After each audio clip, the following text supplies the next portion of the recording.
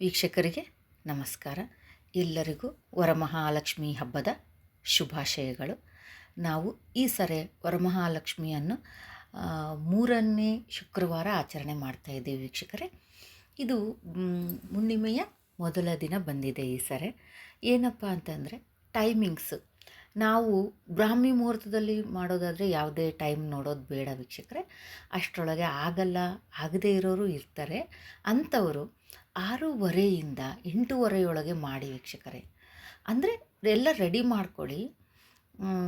ಏನಪ್ಪ ಅಂದರೆ ಪೂಜೆ ಶ್ರೀ ಸೂಕ್ತ ಪ್ರಕಾರ ಒಂದು ಸಂಕಲ್ಪ ಮಾಡಿಕೊಂಡು ನೈವೇದ್ಯಕ್ಕೆ ಅಂತ ಆಗದೇ ಇದ್ರೂ ಹಣ್ಣು ಕಾಯಿ ಒಡೆದ್ಬಿಟ್ಟು ಒಂದು ಪೂಜೆ ಮಾಡಿ ಆ ನಂತರ ನಿಧಾನಕ್ಕೆ ಒಂದು ಲಕ್ಷ್ಮೀ ಸಹಸ್ರನಾಮನೋ ಲಲಿತಾ ಸಹಸ್ರನಾಮನೋ ಹಾಕ್ಕೊಂಡು ನಾವು ನಿಧಾನಕ್ಕೆ ಅಮ್ಮನಿಗೆ ಏನು ಬೇಕೋ ಆ ನೈವೇದ್ಯಗಳನ್ನು ಮಾಡಿಬಿಟ್ಟು ಪೂಜೆ ಒಂದು ಶುರು ಮಾಡಿಬಿಟ್ರೆ ಆಗೋಯ್ತು ವೀಕ್ಷಕರೇ. ಆಮೇಲೆ ಒಂದು ಸರಿ ನಾವು ಪೂಜೆ ಕಾಯಿ ಹಣ್ಣು ಎಲ್ಲ ಒಡೆದು ಹಾಲು ನೈವೇದ್ಯ ಮಾಡಿದ್ಮೇಲೆ ಅಡುಗೆ ನಿಧಾನಕ್ಕೆ ಮಾಡ್ಕೊಳ್ಳಿ. ಅರ್ಜೆಂಟ್ ಮಾಡ್ಕೊಳಕ್ಕೆ ಹೋಗಬೇಡಿ. ತುಂಬ ಒಳ್ಳೆಯ ಒಂದು ಇದು ಬಂದಿದೆ, ಸಮಯ ಬಂದಿದೆ ಈ ಸಾರಿ. ಇನ್ನೊಂದೇನಪ್ಪ ಅಂದರೆ ಶ್ರಾವಣ ಮಾಸ, ಶ್ರವಣ ನಕ್ಷತ್ರನೂ ಬಂದಿದೆ ವೀಕ್ಷಕರೇ. ಶ್ರವಣ ನಕ್ಷತ್ರ ಯಾರ್ದು? ವಿಷ್ಣು ಸ್ವಾಮಿದು. ಹಾಗೆ ಅಮ್ಮನವರದು ಉತ್ತರಾಷಾಢ ನಕ್ಷತ್ರ ಅವತ್ತು ಶುಕ್ರವಾರನೇ ಬಂದಿದೆ.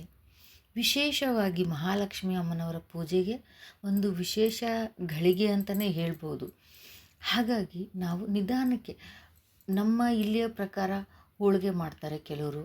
ಅದಕ್ಕಿಂತ ಒಂದು ಅಮ್ಮನಿಗೆ ಲಲಿತಾ ಸಹಸ್ರನಾಮದಲ್ಲಿ ಬರ್ತಕ್ಕಂಥ ಬೆಲ್ಲದ ಅನ್ನ, ಹಾಗೆ ಕ್ಷೀರ ಅನ್ನ, ಪರಮಾನ್ನ ಅಂತ ಹೇಳ್ತೀವಲ್ಲ ಅದು, ಆಮೇಲೆ ಕಡಲೆಬೇಳೆ ಪಾಯಸ ವಿಶೇಷವಾಗಿ ಮಾಡ್ತೀವಿ ವೀಕ್ಷಕರೇ ನಾವು. ಹಾಗೆ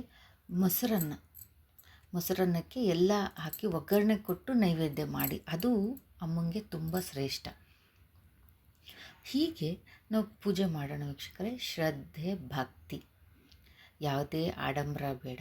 ಆಮೇಲೆ ಶುದ್ಧತೆ ಇರಲಿ, ಮನೆಯಲ್ಲೇ ಆಗಲಿ, ಮಾಡ್ತಕ್ಕಂಥ ಸ್ಥಳ ಆಗಲಿ, ಆ ಒಂದು ಅಮ್ಮನಿಗೆ ಅಲಂಕಾರ ಆಗಲಿ, ಯಾವುದ್ಯಾವುದೂ ಅಲಂಕಾರಕ್ಕೆ ಅಂತ ವಸ್ತುಗಳನ್ನು ಹಾಕಬೇಡಿ. ತಂದು ಏನು ಬೇಕು ಅರಿಶಿನ, ಕುಂಕುಮ, ಗಂಧ, ಅಕ್ಷತೆ, ಬಿಲ್ವಪತ್ರೆ, ಕಮಲದ ಹೂವು ಸಿಕ್ಕರೆ ಆಮೇಲೆ ಅದರ ಒಂದು ಇವತ್ತಿನ ಬೆಲೆನೂ ನೋಡಿ ಕೊಂಡ್ಕೊಳ್ಳಿ ವೀಕ್ಷಕ.